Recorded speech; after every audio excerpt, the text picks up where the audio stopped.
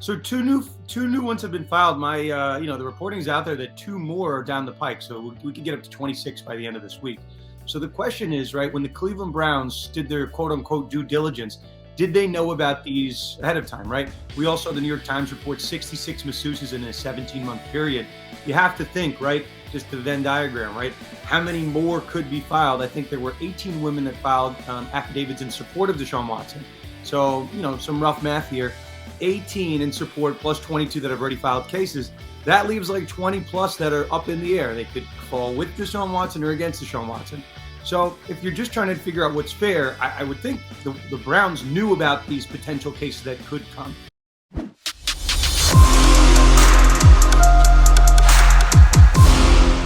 So we can get a good look at Dan Lush, our favorite sports attorney, who's good enough to hop aboard with us for a couple of minutes.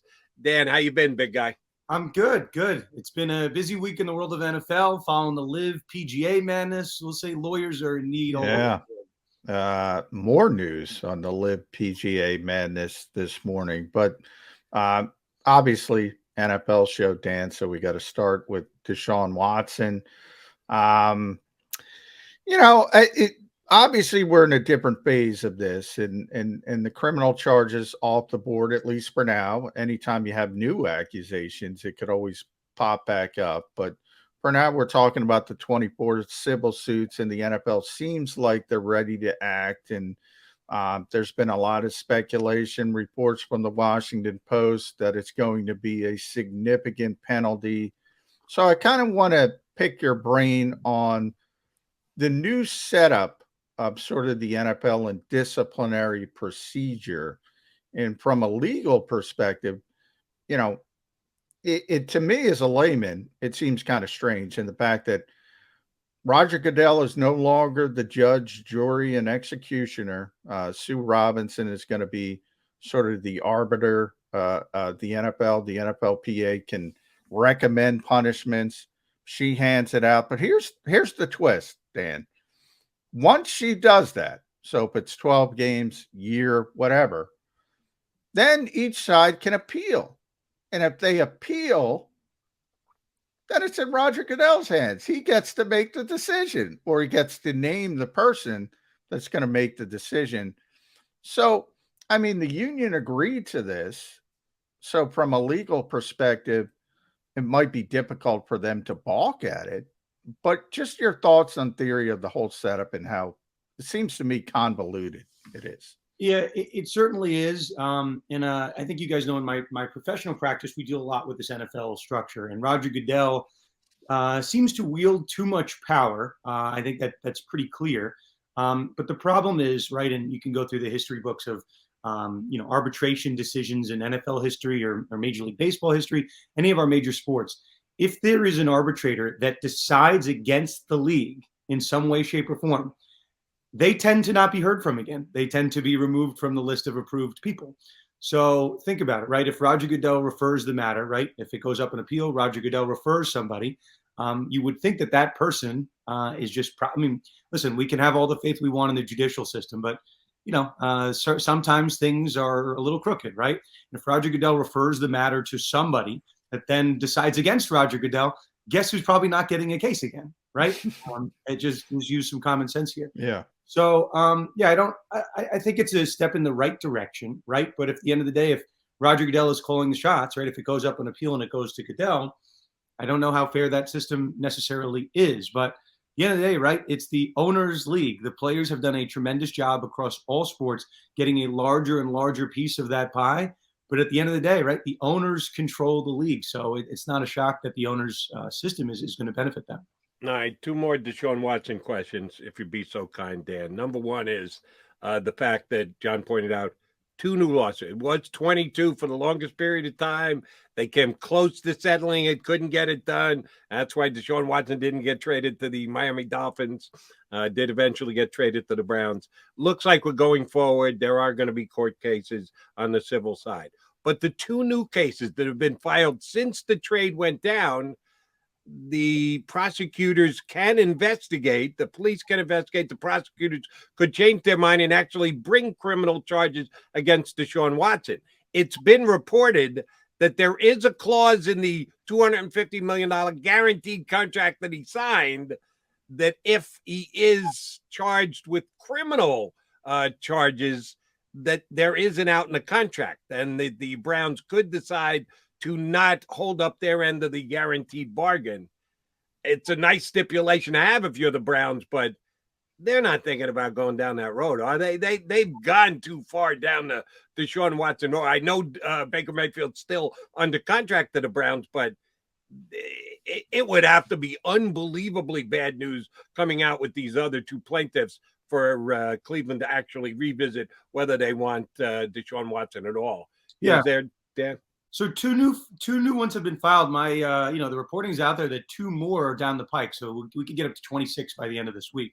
So the question is, right, when the Cleveland Browns did their quote unquote due diligence, did they know about these ahead of time, right? We also saw the New York Times report 66 masseuses in a 17-month period.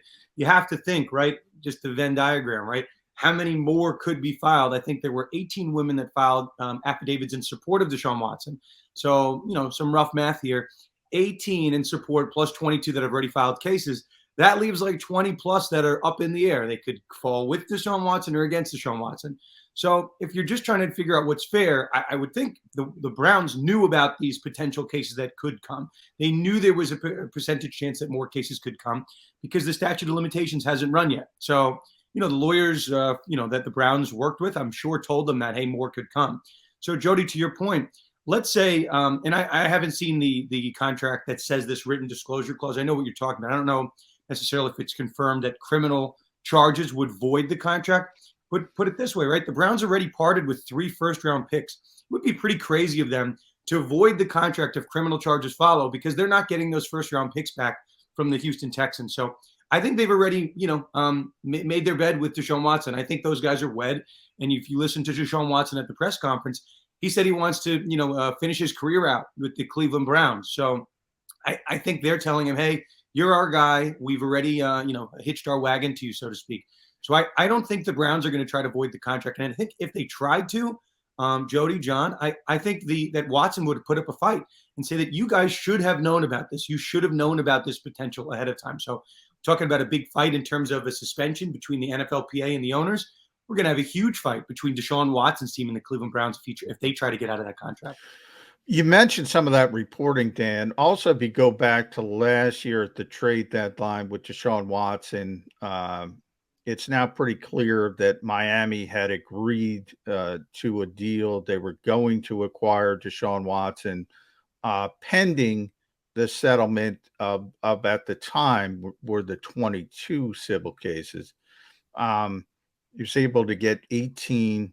I think John McClain told us, famous NFL writer from the Houston Chronicle. Now, he was given $100,000 to each accuser. Is that helpful or does that hurt when it comes to moving forward? If you're, say, Rusty Hardin, if you were the client, you guys have a lot of high profile clients at Garagos and Garagos. So is that helpful to you in that type of situation? In other words, if it's out there and people know Deshaun Watson's offering up $100,000 for anybody who's accusing him, can you use that is what I'm trying to say. John, thank you for the plug for the firm, Garagos and Garagos, best firm out there. Here's the point, right? If Rusty Hardin, who's a famous defense attorney, right? He represented Clemens and Adrian Peterson. If he wanted that information out there, it would have been out long ago. I would gather that he's not so happy that came out. And not coincidental, right? Right around the time that the reporting came out that Watson offered up $100,000 per plaintiff. Doesn't matter how good the case is, how bad the case is. Everybody gets $100,000. It's flat. Right around the same time of that reporting, 4 new plaintiffs popped up. Yeah. If I was one of those 20 plus plaintiffs on the sideline, we did that math, right? 18 had said some type of statement in support. 22 had already filed cases. That leaves about 27 unaccounted for. If I'm one of those 27, I'm like, whoa. All I have to do is file a couple pieces of paper and I get $100,000. That's probably more than I make in a year, right? Yeah. I'm a masseuse. I'm a massage therapist.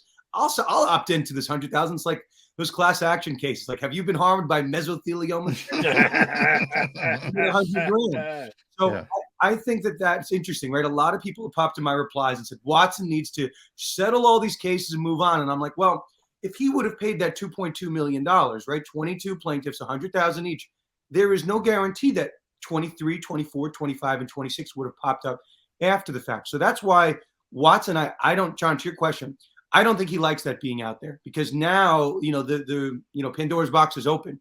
You could have 5, 10, 15 people pop up.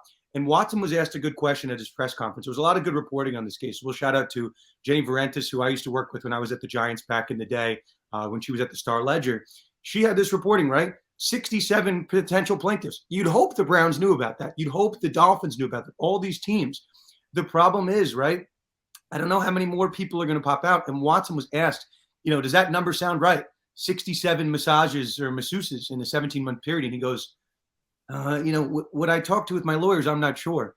The man, Deshaun Watson, does not know how many massages. Yeah, that's an easy question to answer. You shouldn't be, Yeah. He doesn't. I mean, I'm just looking at what his response was. He doesn't know, right? Unless he's keeping a spreadsheet of how many different masseuses that he had over that period of time. He has no clue. So that number could even be higher. Yeah. That's a really scary proposition if you're Rusty Hardin, or if you're just Deshaun Watson's agent and you want this thing to go away. There is no guarantee it does. I definitely need your take on this, Dan, because I've kind of commented on it, and I don't know if I've got completely 100% good footing to be able to have the take that I have. It came out in that Jenny Varentis reporting that the Texans, when one of the masseuses that had taken care of Deshaun Watson took a couple of shots via social media saying, I could blow up your life, I could say these things about you, that Deshaun went to the team and said, hey, I think I'm in a spot of trouble here.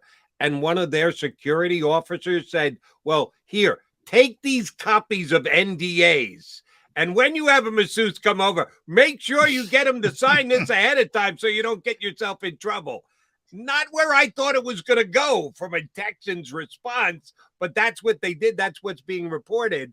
Of course, Busby then jumps on and says, oh, we might amend these suits to include the Texans as a potential accomplice here to actions that shouldn't have been taken.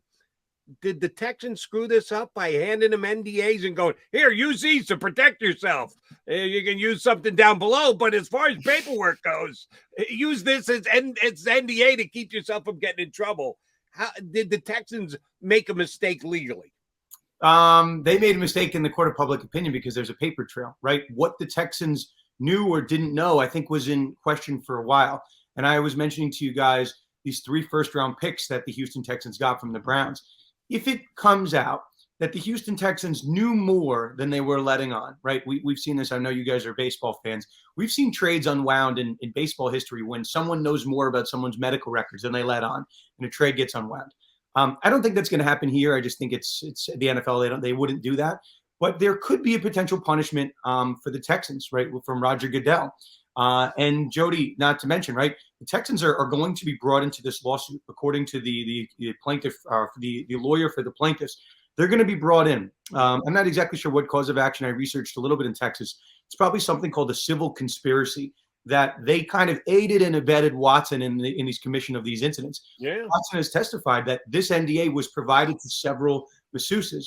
So the Texans created this NDA. They put him up in a hotel room, this so-called Houstonian, sounds very fancy. They gave him some massage supplies. I have no idea what that means, but that's in the reporting. Sounds facetious, but that's the reporting here, that the Texans were somehow involved in this and that they knew more than they were letting on. And, Jody, the guy that put this alleged NDA in his locker is a former Secret Service member. Sounds kind of shady and all this. So, yeah, the Texans, Jody, you asked if they made a mistake. The paper trail is clear, right? The NDA ended up in his locker. Why does it end up in his locker? Because someone was on Instagram claiming to kind of out Deshaun Watson, and that's the exact kind of nucleus of these cases here. So, we didn't mention it, guys, but Goodell is on Capitol Hill tomorrow testifying in this Commander's case. He's got a couple things to weigh here. The Watson punishment, the Dan Snyder punishment. All of a sudden, things are kind of chaotic in NFL circles. So, it was kind of a quiet off season for Roger, and now he's got to deal with two A-levels. Yeah. Well, but before I get to the Commanders, because I want to get to that with you, Dan, as well. I do, because there's so many layers to this Watson case, and I want to go to the prosecutor down in Houston, Kim Ogg, and I guess they gave Rusty Hardin the ability to give some kind of cat packet to the grand jury. That became a controversy as well. Some people get to do it. I've seen other lawyers in Houston say, no, it's pretty common. Mike Florio, Pro Football Talk, though, made a big deal out of it. Is it common to be able to do that as a defense attorney? And does it change depending on venue? So I saw the reporting, and I listened to an interview that Kim did maybe a week ago. We'll say she claims that it's common in her department. What I know that what seemed a little odd, we heard comments from Tony Busby, the attorney for the plaintiffs, that he did not feel he was getting the same level of access to the DA's office during these proceedings. So sure, it could be common, right, that there's a packet that's provided to the grand jury from the defense counsel, and I'll take her word for it that's common over in her, in her county. But you'd think there should be an even distribution of, we'll say, access to the DA's office. And Tony Busby, he had an interesting comment, I think I've told you guys, Tony Busby makes public statements on Instagram, which is very odd. But he said he was hometowned in his own state, right? He's a Texas lawyer. He feels that Rusty Hardin got one up on him in his home state, which he didn't feel was appropriate. And I think a lot of people ask the question, right? You subpoenaed, all these different people to the grand jury. You had 10 of the accusers that were allegedly in the room next door, ready and willing and able to speak to the grand jury. And the reporting that's out there, again, from the New York Times, Jenny Varentis, is that only one was called to speak in front of the grand jury. Of these, 10 people that have filed criminal complaints, only one actually spoke to the grand jury. I can't really make sense of that. If they're all literally in the room next door, just bring them in, right? What's the rush? Have the grand jury for another day if you really need it. So, you speak to enough lawyers, especially in Texas, they think that, maybe this was it's speculation because no one's in the room. These grand jury proceedings are secret, but that maybe the fix was in, so to speak, that the prosecutor's office had made up their mind ahead of time. There is a police officer associated with this investigation who testified at a deposition that she believes that a crime was committed by Deshaun Watson. So a lot of loose ends here, we'll say. All right, Dan, I'm going to jump over because we only got so much time left with you to the owner of the Commanders down there in Washington and his employee, Roger Goodell, who, oh, by the way, is being called in front of Senate House Subcommittee and is planning on showing something that apparently Dan Snyder is not going to do. This is why Roger Goodell gets paid $50 million, because when the call comes down, the owner doesn't want to go. Guess who's got to go in front of the Senate, Raj? That'd be you. How ugly could this get? Is Snyder's ownership of the Commanders in jeopardy in your eyes? It's funny. Like Roger Goodell's kind of like Captain America, but the shield is like the NFL logo. He just blocks everything, right?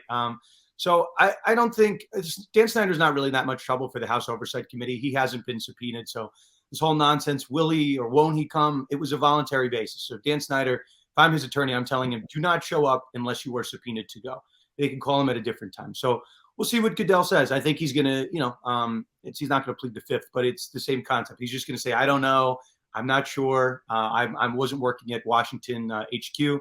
But we'll see. I mean, there's very harsh comments towards Snyder that he has something to hide. And those are comments from politicians. So it seems like it's an inevitability that he's going to get subpoenaed to testify. So tomorrow, within 24 hours, we're going to have Roger Goodell's testimony. We're going to be actually live streaming that on our show, doing a little bit of Manning cast. But should be fun. But guys, listen, you guys want me to come back on Mac, and Lust? We sound like a really qualified law firm. Yeah. At least one of us is qualified. That'd be you, Dan. Hey, we're just making it up as we go along here. Come on, Mac and Mac. I love talking shop with you guys. Get me in with Garagos. That's not the worst place to be, Dan. Hey, you tell me when. I'll make the hookup over here. As a lawyer, I want to get your thoughts on politicians and, what the heck are they doing? I mean, what is the goal? What is trying to be accomplished other than Daniel Snyder's in France and he's not going to do it virtually. So you can stain an already stained reputation. I mean, it can't go much lower anyway.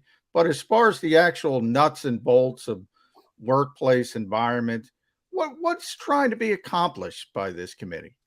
Only a side story, because you guys are big in the Philly market. Do you remember that lawsuit way back when Lenny Dykstra sued someone for defamation, and a judge ruled that your character and reputation is so low, Lenny, Yeah. it's not possible for you to be defamed. Yeah. You are that low on the totem pole. Snyder is in that territory. He certainly is. I think certainly there are more important things to worry about in our country for politicians to care about than what was going on at Washington HQ. There are no shortage of politicians speaking up and saying, what are you guys doing? Why are you making this such a high priority? I think that's fair. I think that when politicians do most things, I don't think people like you or I care. There's no sports radio that gives a darn about the tax reform and the education bills. And I think part of them in Washington, especially with the hometown team, right, the Washington Commanders, that they think that they're going to get more attention on themselves. And I think maybe it's, somewhat of a political move just to get the type of a hot button sports issue.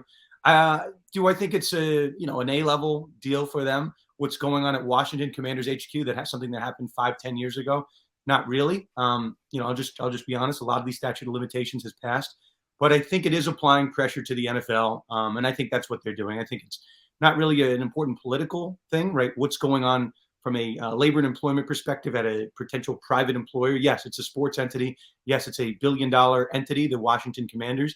But I think that what they're trying to do is apply pressure to the NFL and maybe get in some new ownership in with Washington. I think if you apply that much pressure to that team, everyone can see that the attendance numbers are down, fan support is down in Washington.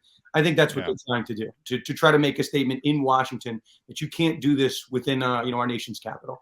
So that's my read on it, because I don't think it has that much importance from a political level. Just speaking honestly. And the amazing thing is, meanwhile, the Commanders are trying to get themselves a new stadium. You don't have enough brush fires going on. You want to start another one by asking for tax breaks for a new stadium? Hey, it's not working. It's those bills are getting pulled. They were supposed to be getting a couple million from Virginia. They pulled that. I think these whole stories, right? I've gone on with you guys before. Sports law bingo, right? Sexual harassment, toxic workplace. These guys have every potential lawyer, every practice area is being hit up at this point. And it's hurting the valuation of the franchise. So, maybe Washington's got to step up here. Maybe that's we talk about checking the boxes. Usually we're talking about roster construction, not sports law bingo. If you're checking the boxes, that's not a good thing. You got to get into Vince McMahon as well, Dan. Vince is in some trouble as well. You guys know I'm not so closeted WWE fan, right? Okay. You're now better than the 3-man lost group we got going here. We certainly got a 3-man wrestling crew if you're a WWE guy. Last one for me, Dan, and we're going to let you run. 2 different cases, one in the National Football League, one in baseball.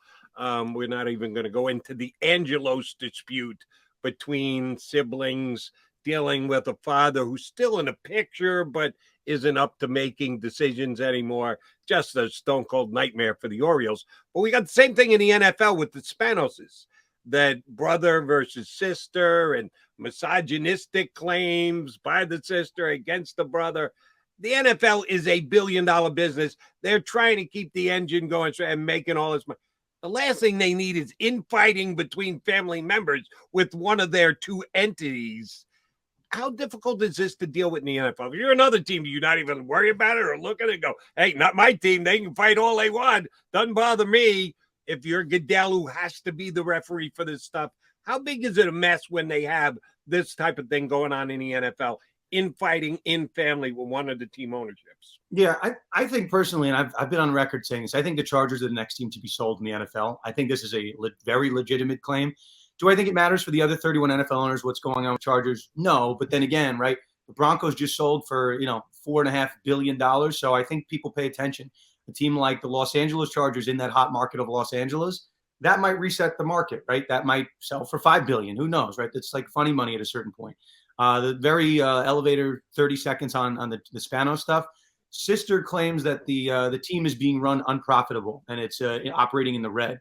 And because the team is owned in part in trust, a small portion of the team, that's not really, Dean Spanos' call whether or not the team is sold. If the team is operating in the red, it's going to be the purview of a trustee judge to make the decision of whether or not the team needs to be sold. Same deal would happen with Donald Sterling way back when. A judge said that he was not mentally fit to run a team, so he declared that the team had to be sold. The judge there. Same thing could happen here if by the books, the Chargers are being run into the ground and they're operating in the red. A trustee judge might say that, hey, 36% of the team, I think that's the number the trust owns, has to be sold.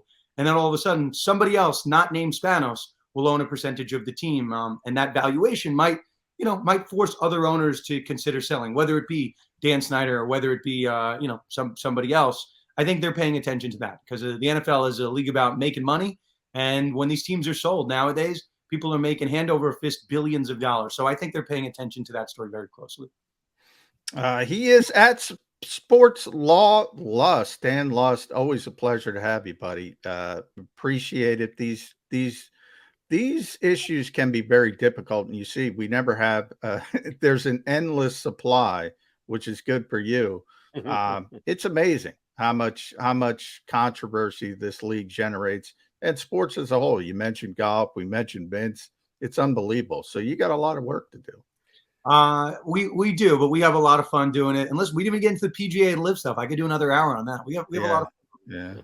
Yeah. This is an NFL show. I might get you on one of my radio shows and we'll be able to talk about that. The only thing I'm going to apologize for today is having you on after Father's Day. Should have had you on before so you could tell your father-in-law that I send my regards. Hopefully you had a good Father's Day with him over the weekend. Dan, thanks much for jumping in with us. My pleasure, guys. Anytime. Thank you.